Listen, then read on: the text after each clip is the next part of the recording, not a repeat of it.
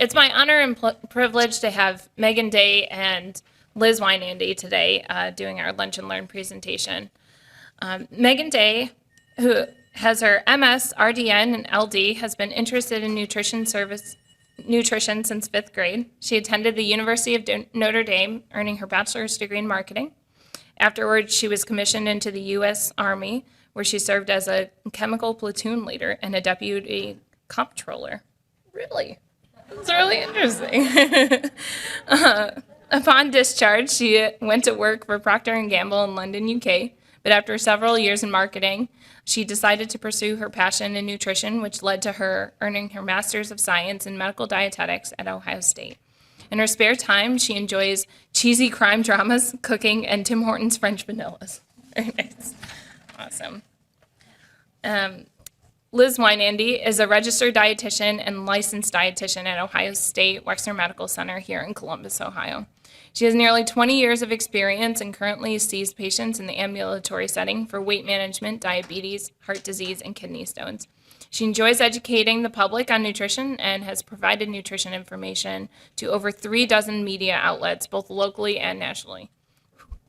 She received her bachelor's degree at The Ohio State University and later returned for her master's degree in public health, very close to my heart, where she focused on wellness and prevention. In her free time, she enjoys making her children eat their vegetables, walking her dog, and cooking. So everyone, please give Megan and Liz a great round of applause.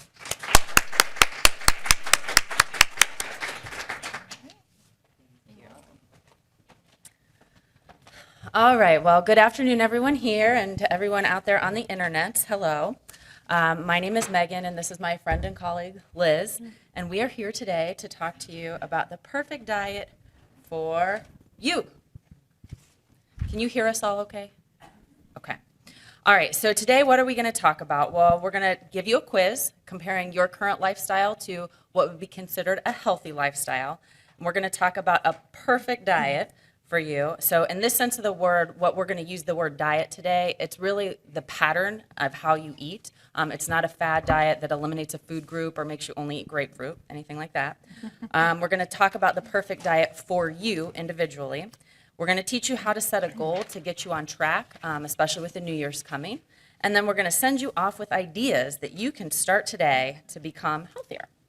All right, but before we get started, I do have some news for you. Last week, a spinach tragedy occurred.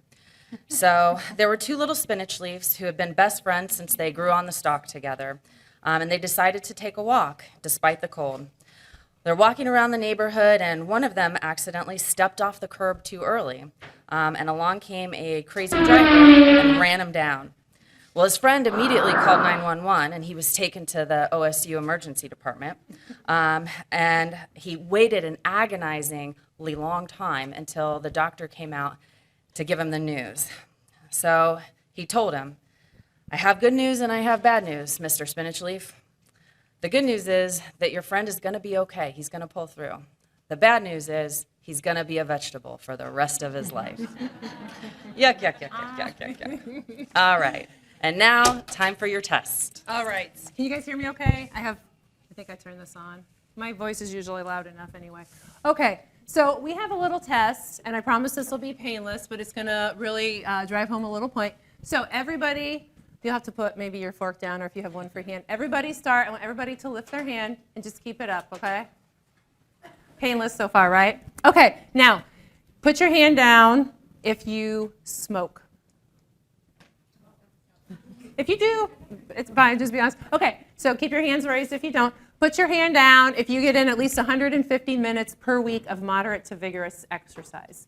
So that's, if you do the math, 5 days a week, 30 minutes. Maybe you're going to the gym 2 or 3 times for longer periods of time. Good, still a lot of them up. Okay, yes, please keep it up if you do this. If you do not, put your hand down. Okay, now if you have an ideal percentage of body fat, so this is, you may not have had your body fat tested, but basically if you're at quote unquote a normal BMI, chances are pretty good you have a normal or an ideal percentage of body fat. So keep your hand up if you do. And lastly, if you eat an overall healthy diet. Oh my Lord, look at this. This is awesome. This is awesome. Okay, so let me do here. Okay, so the healthy diet part. So you may have to go back and revise this, but I'm sure most of you are probably right. Healthy diet is defined as getting at least 5 servings of fruits and vegetables, at least half of all of your grains being whole grain, getting some protein, some dairy, preferably low fat, or a dairy substitute in each day. Overall diet should be low in saturated fat, limited alcohol and sugar intake. Okay, so that's kind of it in a nutshell. So you guys may have seen this. I don't know if you saw any of these results. They were really headline grabbing earlier this spring. Out of the Mayo Clinic proceedings this spring in March, they published a study that included around 4,700 people. And what they looked at, they tracked these people. It was a combination of self-reported and observed behaviors. So they actually took their percentage of body fat. The people self-reported, how much exercise they were doing.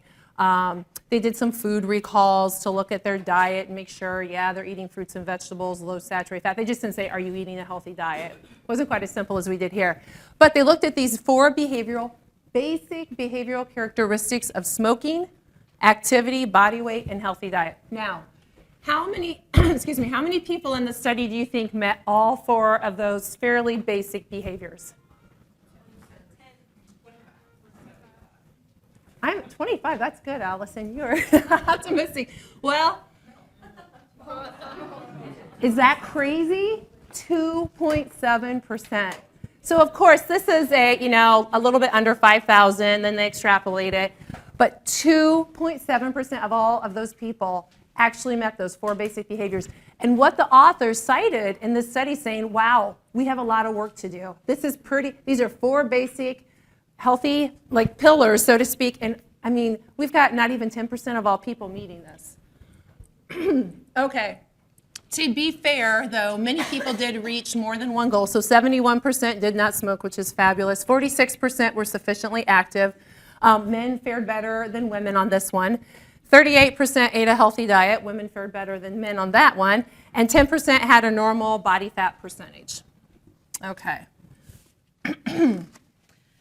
Okay, so what is a healthy diet? Well, there's one thing that most people can agree on, and that's getting enough fruits and vegetables. So when we get enough fruits and vegetables, studies show it can decrease the risk of cancer, cardiovascular disease, diabetes, kidneys, and improve your GI health. So what that means, enough, we recommend at least 5 servings a day, but you can customize that to yourself. So 5 servings is kind of your bare minimum. If you want to get more than that, we applaud you, and that would be great. All right? So then that's fruits and vegetables, but you eat a lot more than that. It gets a little muddy at this point. So we start hearing questions like, what about paleo? What about vegetarian or vegan? Is gluten-free good? What about fish? Should I be having that? So these factors, they really don't have blanket recommendations across this room or across the people listening. They really need to be personalized to you based on your age, your gender, activity level, any chronic conditions that you have. Things like that. So, for instance, if a person has calcium oxalate stones, so kidney stones, extra protein or high protein is really not a good idea. It can drive serum calcium levels up, as I'm sure many of you know in this room. That can increase the calcium in your urine and put you at a higher risk for developing more kidney stones. So there's a lot of factors to think about. And it seems like every few years the experts are coming out with a new low sugar or a low sodium, well, low sodium's good, low sugar, low fat, low carb kind of diet. But we've basically known for years what makes up a solid, healthy diet. And it's kind of what your mom told you at the dinner table when you were little, to eat your fruits and vegetables, get your whole grains in, and have a side of protein. So what we're going to do now, we're going to listen to Dr. David Katz, and he's one of the founders of the Yale Prevention Research Center. So he's a pretty big dog in nutrition, and he has a little 6-minute clip here that kind of explains things really succinctly for us. Yeah. Okay. Yeah, listen to this. We laugh and we said we should just show this clip and tell everybody go do this. He really just summarizes it really well. This is kind of like a clip outside. Like a reporter kind of caught him outside of some convention, I think. But he does a really good job laying it out. All right.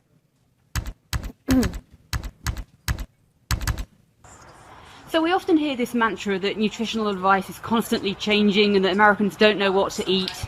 How would you address that? How would you respond? It's just not true. It's a myth, and I've actually written about it in my blogs. I think that one was for U.S. News and World Report. No two nutritionists agree is a myth.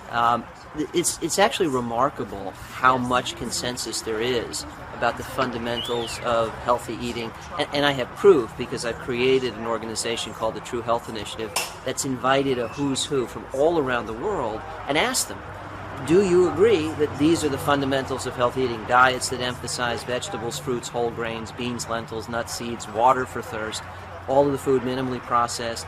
And everybody agrees. And I knew that because I have spent time with nutrition experts around the world, from vegan to paleo. So there is money to be made emphasizing the differences. You can sell this diet today and that diet next week, and big publishing benefits from that and big media benefits from that. And that's what propagates the confusion. If people stay confused about what a healthy diet is, you can keep selling the next and the next and the next. But when you actually spend time with nutrition experts, they always do pretty much the same thing. They go for minimally processed food. They fill their plates with plants. Even the paleo experts do. And then the paleos will have wild salmon or grass-fed beef, and the vegans will have lentils or beans. But their two plates look so much more like one another than either looks like what the typical American is eating. It's time that the world knew that. It's time that the general public knew what nutrition experts have long known. The fundamentals of good nutrition haven't changed for decades. We refine them, of course. We know a lot more now about the differential effects of different kinds of fat. But the fundamentals that, diets high in processed foods and saturated fat and added sugar and refined starch are we've been saying these things for 40 years. The first Dietary Guidelines for Americans came out in 1980. There were 7 key takeaway points. Number 5 was eat less sugar. In 1980, 40 years ago, it's not as if somebody discovered that last Wednesday. So we agree with one another massively. The weight of evidence very clearly points toward diets of minimally processed plant-based foods. And we don't keep changing our minds. We keep refining our opinion based on science, but the fundamentals are remarkably time-tested as well. What about the issue of personalised nutrition? Because some of these new companies that are coming out now say that you're right, that fundamentally public health advice hasn't changed for decades. The problem is people aren't following it. Well, let's back up for a second. There are really 2 major reasons why people haven't been following the advice. We'll come to personalization in a second, because I do agree advice that's unique to you is more motivating and people react better to it. But the other reason people haven't been following the advice is, 1, our culture has been making a ton of money out of sowing confusion by pretending that we keep changing the right advice. 2, the food industry has been exploiting the messages of experts and turning them into nonsense. So when we heard that we'd be better off eating less saturated fat, it's not as if we all started eating more beans and lentils instead of meat. We started eating low-fat junk food. And then when we didn't get thin and healthy, we blamed it on cutting fat instead of on eating junk. And so instead of learning, we repeated that. And we started eating low-carb junk food and then gluten-free junk food. And all the while, Big Food has been inventing new inventories of junk food, putting lipstick on a pig, if you will, and profiting from it. And so that's part of the problem, too. And then there's the fact that, the media love to hyperbolize every study that comes out as if each new study changes everything we thought we knew before. And science doesn't work that way. So the public is genuinely confused about what a healthy diet is. And I don't think you can get there from here until you know where there is. That's crucial, and we have to fix that. But then the issue of customization comes in. Let's say we did know where there was, but you said to me, I seem to do better with a higher protein diet, or I seem to do better on a lower glycemic diet, or I'm not sure which diet is best for me, and I want advice that is customized to me. Well, I believe, first of all, we're a lot alike. We are all members of the same species. We're all cousins. But we're also quite different. We're individuals, and so the best diet for you and the best diet for me may be different. There'll be variations on the same common theme, but they may be different. And you will react better to a diet that's tailored to you because you'll feel better on it, you'll do better on it, your weight will be better on it. So that's important. But the other thing is motivation. To get you started, if I can say, look, I'm not providing you generic diet advice, there are fundamentals that are good for everybody, but I have done an analysis of your genes or of your microbiome or whatever it may be, and I can offer you advice that is highly customized to you, and I won't deviate from the basic theme of a healthy diet for everybody, but within that theme, I'm picking the variant that's going to work best for you. That science is early. It's still evolving. We have a lot more to learn about nutrigenomics and what specific foods are best for whom. But that game has begun, and I do think there's real value there. So I would say, in the spirit of having our cake and eating it too, the fundamentals of a health-promoting diet for our species are common to us all. And they really are focused on diets that emphasize vegetables, fruits, whole grains, beans, lentils, nuts, seeds, water for thirst, with or without all the other things we might add. And then the customization is the icing on that cake. So that's the common cake, but we ought to customize because people will be more motivated, they'll be happier. And ultimately, at the end of all of this, I think we have to remember, what is good food and good health? What are they for? And the answers are there to make life better. Healthy people have more fun. Good food is fun, good health is fun. We really want the one in the service of the other, so you ought to be able to love the food that loves you back. Good health is fun. Great clip, isn't it? Great clip. And he says it so well in a nutshell. So we kind of talked about, I hope we didn't fool you guys today by saying the perfect diet for you. You can see that's still evolving and it's kind of in its infancy. But the perfect diet for you, as we talk about here, the foundation and how you can build upon it to get to where you need to be. So you kind of heard a quote in there, well, one stuck out to me, and it's Dr. Katz saying, the fundamentals of a health-promoting diet are common to our species. So these fundamentals look a lot like this pyramid here that has been studied for 50 plus years. I'm sure a lot of people in this room have heard of the Mediterranean diet. It's been on the Today Show and Dr. Oz and all of that, which usually we would shy away from. It would seem kind of faddish. However, there is a lot of research behind this. So if we start here, it's something Dr. Katz didn't talk about, but the very base of that pyramid, you see people dancing and kicking a soccer ball. So it's remembering that physical activity is really important. Although it's not technically something you eat, it's still really important to overall health and quality of life. Another big thing here, you see the family in the middle, they're enjoying meals together. So that means most of your meals should not be in front of a TV, in front of your computer, in the front seat of your car. They should really be mindful as you're sitting and enjoying food with others. Now moving on to the more nutrition portion of that, you see that big base there, and it's kind of what he talked about. It's fruits and vegetables should be the basis of your plate along with whole grains. Now in that box as well, we see some olive oil, and we would say just healthy vegetable oils. Olive oil is native to that region in the Mediterranean, but there's sunflower oil, there's safflower oil, there's other oils you can use as well. And then of course there's beans and nuts and lentils in that. So that should be about 75% of your plate right there, that big base.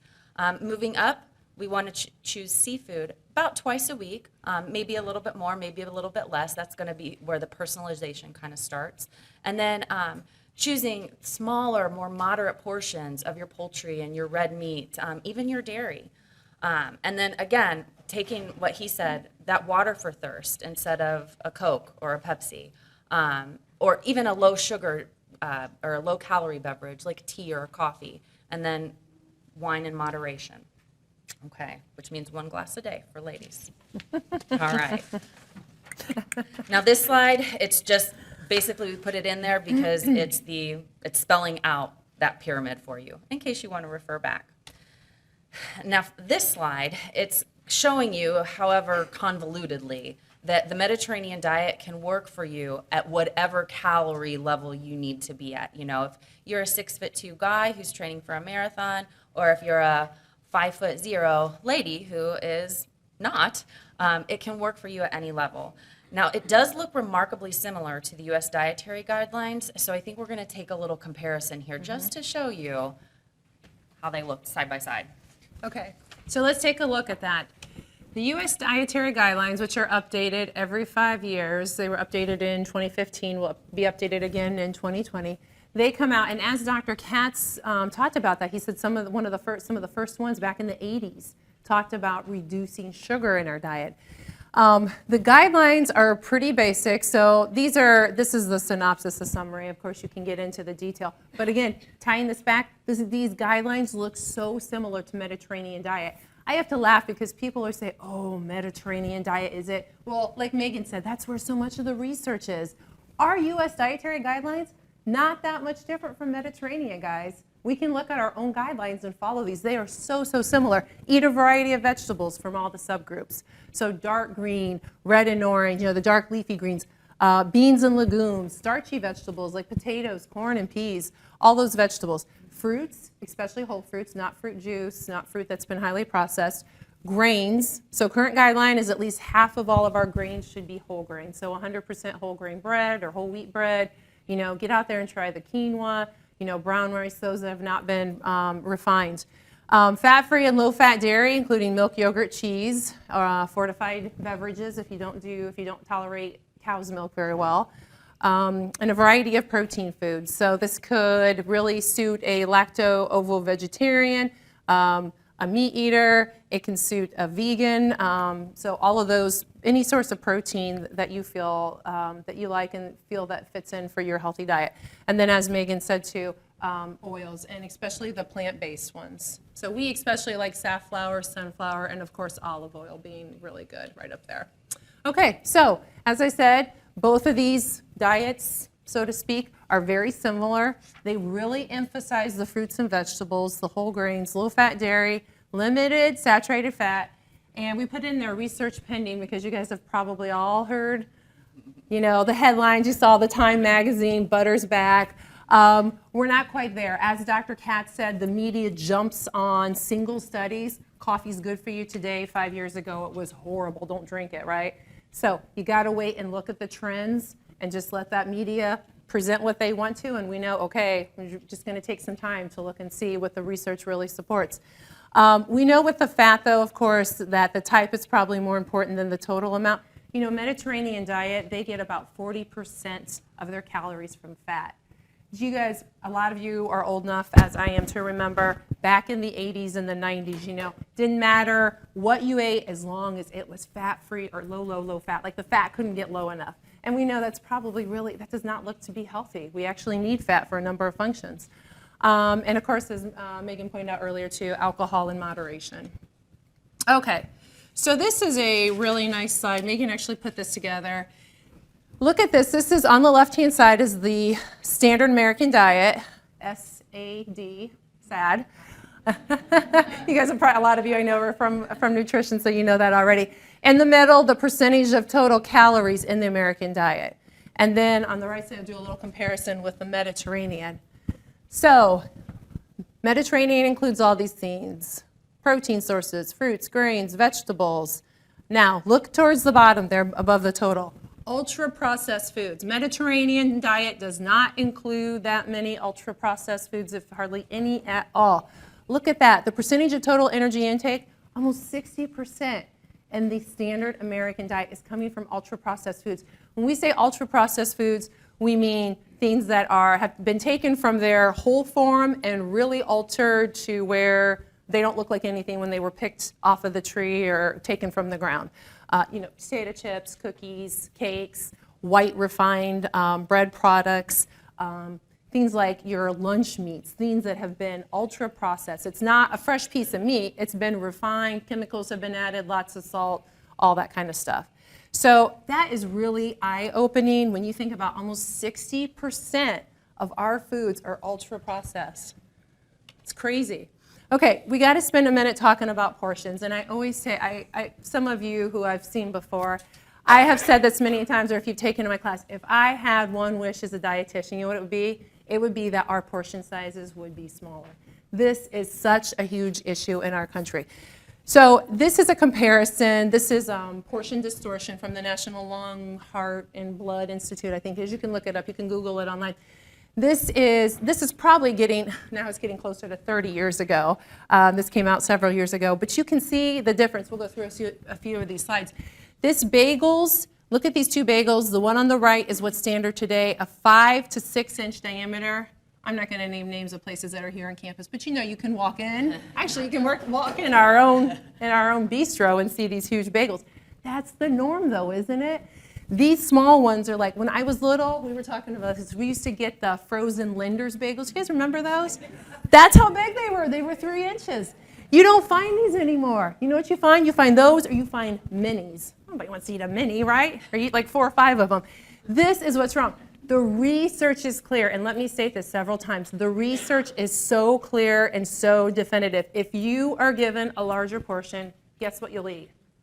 You'll eat more, right? Absolutely. You are going to eat more. So, pizza, same thing. On the left-hand side, 500 calories. On the right-hand side, larger pieces, 850. 350 calories doesn't seem like that much, but as you start to do this day in and day out, guess what? Yeah, it adds up. 20 years ago for muffins, 250 calories, and I think the math on this, it's 150% increase in calories.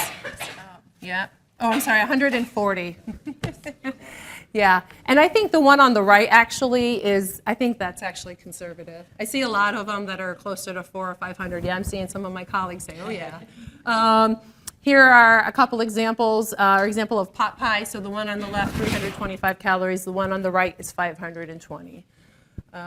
So you just see that. So this is another good example of when you're served a meal. On the right-hand side, that's what one serving is. Now, too, you may be, again, if you're a 6-foot whatever male training for a marathon or very active female, whatever, you may need more than one serving. You may need more of what looks like on the left if you look at a portion size.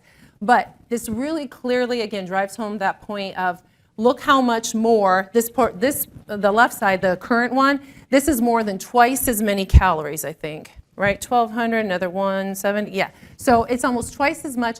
It's amazing. And again, you may not eat all of that if you were served the one on the left-hand side, but chances are you're going to eat more than you need because it's such a large portion. Okay. Okay, so now that portion size is covered, let's talk about added sugar to our foods. So this slide just kind of shows in 2007, Americans literally took the cake. We ate more added sugar than literally any other country in the world. And that was over 10 years ago. So you can imagine today. Now, I like this graph because it dates back all the way to 1822. So there were gathered statistics from the old U.S. Department of Commerce and the USDA, and this kind of shows the continuous yearly sweetener sales from 1822 to 2005. So it represents traditional sweeteners like sugar, cane sugar, maple syrup, but it doesn't show anything like a fruit that just has natural added sugar. Okay, so if we take a line and put it through there, you can see that it's a fairly straight trend. It shows a steady increase from about 6.3 pounds of added sugar per person per year back in the 1820s. And then it tops out in 1999 with 107.7 pounds of added sugar per person per year. That is huge.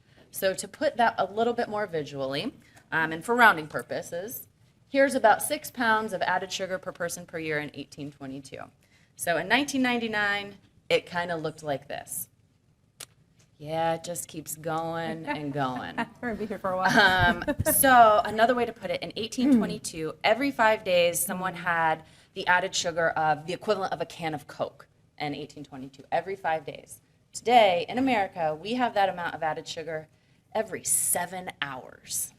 Yeah, that's pretty insane when you look at it like that.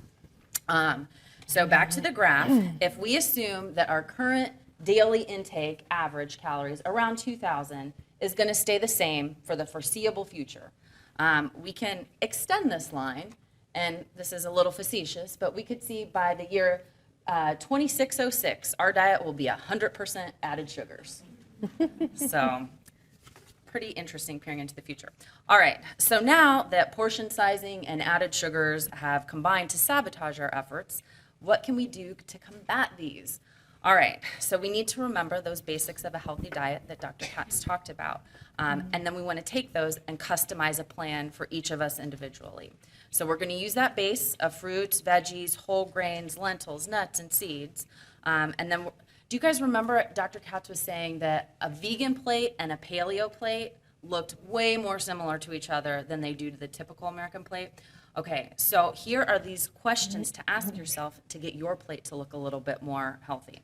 Do you need more protein or do you need less? Do you have a desk job? Or are you training for a marathon, a triathlon? Are you training for a Netflix binge-a-thon? Most people, we can agree, already need more fruits and veggies, so think about adding 1 or 2 of those in. Look at your fats, your source of fats. Are they healthy fats, or are they a little bit more on the unhealthy side? Okay. So this slide, it kind of shows, a lot of people classify their diet by the name of, or by the type of protein that they have in their diet. So it shows different types of protein diet, protein diets. So what we want to look at is how these align with that healthy diet base of a diet that we want. So let's look at the first couple diets. All right, so there's a flexitarian diet right here. Sometimes it's called semi-vegetarian. It has the occasional inclusion of red meat products, but it includes chicken, fish, dairy, eggs. That could be a Mediterranean diet. All right, let's take a look here at the pescatarian diet. No red meat, no chicken, but fish, dairy, eggs, etc. That could also be a Mediterranean diet. Okay. Now, about these last three diets. So there was a study published in 2013 that was conducted out of California. There are nearly 75,000 participants, both men and women, but all of them were Seventh-day Adventists. Okay, so the Seventh-day Adventist Church doesn't mandate a specific diet, but this is what they say on their website. Quote, a well-balanced vegetarian diet, avoiding the consumption of meat, coupled with the intake of legumes, whole grains, nuts, fruits, and vegetables, along with a source of B12. So that could basically be any diet up here. Boom. Oh, there we go. Get our animation going. Okay. So back to the study. It showed an association, a very poignant association of vegetarian diets with a lower mortality compared to non-vegetarian diets. So right there, that's saying that you don't need a meat-based or an animal-based protein source to be healthy. However, that is not to say don't eat meat. So a couple more studies for you. There's a study out of Spain in 2011. And it studied 40,000 men and women following Mediterranean diet per Spanish standards. They showed a significant reduction in all-cause mortality compared to what would be considered a normal Spanish diet. All right, another study out of Italy. They concluded that following a Mediterranean diet pattern is associated with a significant reduction of multiple risk factors for disease. So you get better cardiovascular risk profile, you had reduced oxidative stress, and you had better control of inflammation for this study. Now, there was another study out of Greece. It was conducted about 5 years ago, and it showed that adherence to a Mediterranean diet could reduce the prevalence of metabolic syndrome, and thus they associated a reduced risk of diabetes and cardiovascular disease on the Greek population.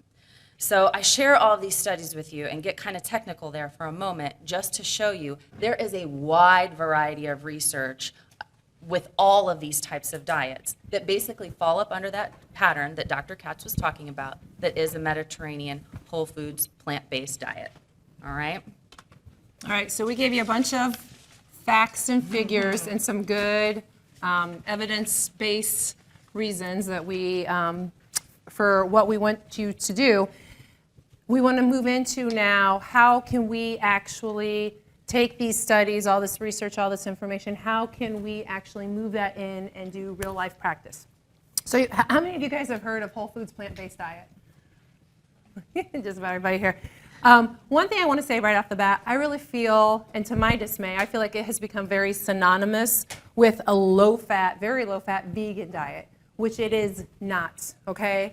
Whole foods plant-based diet is just what it says. It's going to be whole foods, getting back that whole concept of minimally processed, right? Trying to get foods in their more natural whole form, which means it's going to have more nutrition in it, of course. It's going to be plant-based, okay? So not animal-based. But animal products absolutely can fit. I would tell you, I am not a vegetarian, and I know that myself, I know I have to eat a little bit more protein. I need to eat protein throughout the day. I feel better. I could never go without animal products, whether it be dairy or meats, fish, the whole bit. And this is, I mean, I think a lot of people, the vast majority of Americans do eat meat.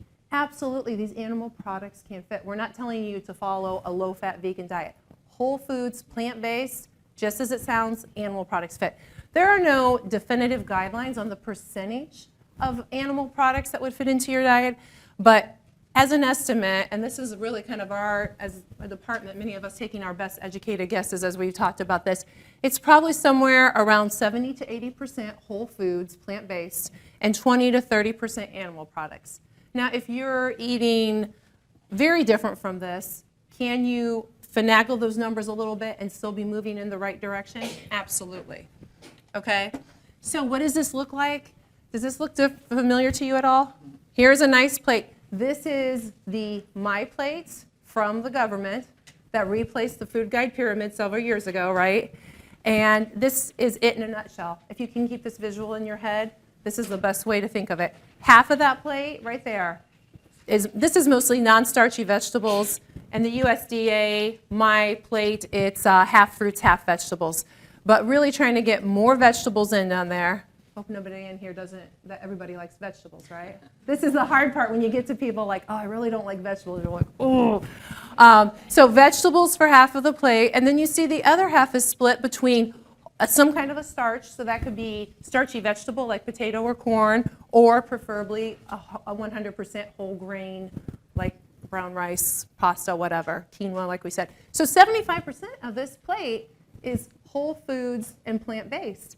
And then the other 25%, which it could still be whole foods or and plant-based, it's some type of protein. So it could be a vegetable protein source like beans, some kind of legume, nuts. But that's where you can put your red meat if you want to have chicken, fish, eggs, whatever. Okay. And so the one thing that we would encourage you with that whole protein section is try to get, if you're eating meat, try to eat meat that's not been heavily processed. I think those dangers have really been well exemplified, especially eating things like sausage and lunch meats and other highly processed meats, okay? So again, trying to get away from those processed foods. Okay, so here's a few examples of what a whole foods plant-based diet looks like. You can see on the left-hand side, I mean, aren't those good-looking tacos? It is some kind of whole grain tortilla with lots and lots of vegetables, and there is some chicken or maybe some pork in there. On the right-hand side, it's more vegetable protein probably, but still just a plethora of vegetables. And then on the bottom side, and this is what food looks like in my house more, because I have 3 kids, and kids like to have things not look like what's up there so much, but down here. But again, very whole foods plant-based, where just about half of that plate looks like it's a combination of cauliflower and broccoli. You've got, looks like sweet potato there for that other quarter, and then it looks like some chicken strips or something, okay? So you can, these are very good visuals to remember when you're trying to move forward towards implementing some of these lifestyle changes. Okay, so let's talk about, so we've given you a lot of information. How do you go about getting to this point? Set smarter goals. Any big task, just like anything else in life, right? We're going to break it down and little by little by little. This shouldn't, I would hate to see anybody in here go from the typical American diet, the standard American diet, and then try to go out and say, oh, well, I'm going to eat just like those pictures, right? Because it probably won't last. So small, reasonable changes. Smarter goals, specific, measurable, achievable, realistic, time-bound, evaluated, and rewarded. So let's do an example here. If your goal is to eat more fruits and vegetables, which this is a good goal for most people, you can take it through that principle and say, okay, it is specific. Let's make the goal 5 servings daily. Maybe you're eating only a couple of fruits and vegetables a week or a few a week. Maybe it's just eating 1 fruit and 1 vegetable every day. Whatever it is, it should be achievable and realistic, okay? So those are 2 real important ones that a lot of people don't think of. Thank you. And it should be time-bound, okay? Have a start date and an end date. Usually looking at things on a week-to-week basis, and then you can evaluate it like that. That's ideal. And then you can assess how well did I do. I didn't reach my goals. Why not? Maybe I need to go back and I need to make it more realistic. And then the reward. You can check, maybe it's a check on the progress sheet. Maybe it is actually going out and buying yourself something. But make sure that you do reward yourself. Here's an example goal sheet. This is one I use a lot when I see people. You have your goal on your left-hand side. And there's 3 different goals here, as you can see. And then going throughout the week, and again, that check-off sheet. At the end of the week, evaluate it. Why did it work? If so, great. Can you move forward on another goal, or can you increase more fruits and vegetables? If it didn't work, look at why it didn't. There's often a reason, and it just needs to be evaluated and then reassessed. Okay? Okay, so what can you start doing today when you leave here? Well, first you can remember Christmas is in a week, and might be smart to think about January. But really, everybody in this room, ourselves included, could probably add some additional fruits and veggies to your diet. So what are some strategies to do that? So first, you can store them at eye level. So there's research that shows you are 6 times more likely to eat that first thing that you see when you open the cupboard or open the fridge than the third thing you see. So that's pretty powerful right there. Another strategy, you can put them on your plate or on the table, even if you know, I am not going to eat that right now. Over time, you will get in more fruits and vegetables, okay? Another thing that you can do, you can switch to a healthy vegetable oil. Leave that butter behind, even switch over your cooking spray. Kroger's now makes Pam that is olive oil. So that's an easy place to start getting in healthier fats. You can pack your lunch at least 3 days a week. Try a tuna pouch and a veggie steamer. It's pretty inexpensive and it's fairly healthy. It's also a good time to get in extra fruits and veggies because you only can eat what you pack. So if it's there, you're going to eat it, and if it's not, those chips are still at home. And a final thing you could try would be to cook dinner one more night a week than you usually do. You'll have more control of your ingredients, so you can really focus on making your plate 75% plant-based. And if you're really used to and busy, you're used to getting food out and you're really busy, try one of those healthy delivery services like HelloFresh or Blue Apron, because they will deliver the ingredients to your doorstep along with the instructions on how to make it. And most meals take less than 30 minutes to prepare. So that's a good place to start. All right. So in summary, there really is no one perfect diet, but they all fall up under that same umbrella that Dr. Katz was talking about, that Mediterranean, whole foods, plant-based, U.S. guidelines diet. So there's a lot of consensus on everybody getting more fruits and vegetables and healthy fats, that unprocessed or minimally processed foods. So that is a really good place to start and to really look at your own diet and evaluate. What we didn't even get into are other things that do affect your health in your diet, like how much you're sleeping a night, how you're managing your stress, if you are getting enough activity and that sort of thing. But that could be a whole nother lunch and learn. So we'll be back. All right. All right. Just would like to remind all OSU insurance holders, of course, that you can come to see any of us. Even if you don't have OSU insurance, you can. But OSU insurance, one of the great benefits, you get 3 100% covered visits each year. So if you'd like to come see one of us, just give us a call. And that's it. All right. Thank you. Okay. We are taking questions via the microphone, so everyone that's tuning in from their desk can hear the question and answer.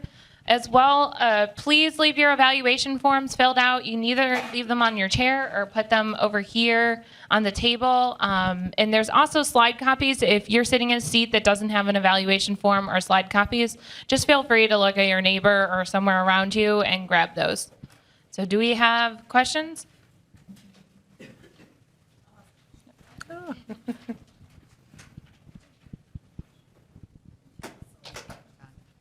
All right, so I've been using a lot more coconut oil to cook lately, just because it's high heat, more tolerant. Right. Thoughts on that versus olive oil? Yeah. Do you want? No, you Okay. you're Yeah. good. You're good I with use it. coconut oil at home a fair amount too.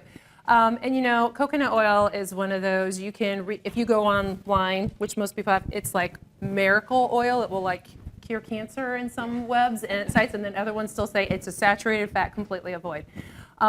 With your saturated fats, especially if they are not very processed, coconut oil, butter, those things are those are fine in moderation. The vast majority of your oils should be coming more from your vegetable oils. Remember, saturated fats are not really essential for our health as much. Those vegetable oils are what are a little bit more important. So even olive oil, I've backed off my olive oil a little bit. I've included some more safflower. I really like safflower and sunflower oil because those have essential fatty acids that we need for our health.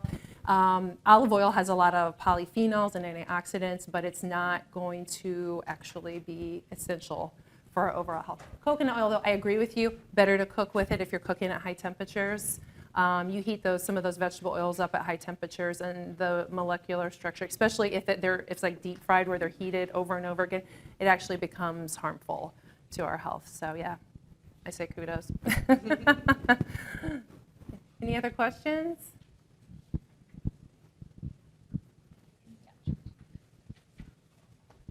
I just had a quick question on the dairy. Is there any advantage to almond milk over just like a 2% milk? Like, what are your thoughts on almond milk and stuff like that?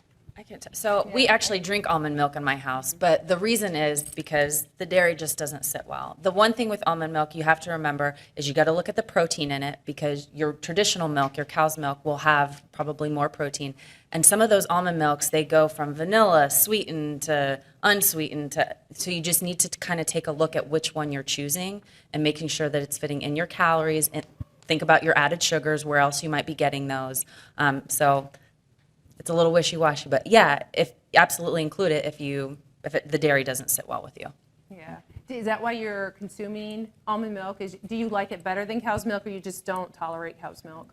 No, it wasn't at all. It was just that I just like the taste of it. Yeah. Yeah. Less calories.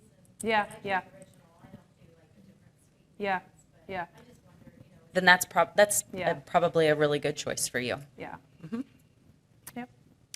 I had a question about vegetables specifically. I love fresh vegetables, but I don't like them raw a lot. And I hear a lot of times it's better to eat them raw. I mean, is steaming them or cooking them still okay? Or even, sauteing them, still keep the benefits for that? Yeah, absolutely. And in fact, actually, when you cook vegetables, especially lightly steaming is great. So plant walls are very rigid, and a lot of the nutrients are inside of the cells. So when you cook, you're actually helping to break those walls down a little bit. Our bodies can digest them a little bit easier. We can extract, the nutrients become more bioavailable. We can extract those and use them more readily. So there's that point. It's kind of like a curve, like, oh yeah, better, better, better, and then it starts to get worse if you oversteam them, of course, to the point where they're mush and destroy some of the nutrients.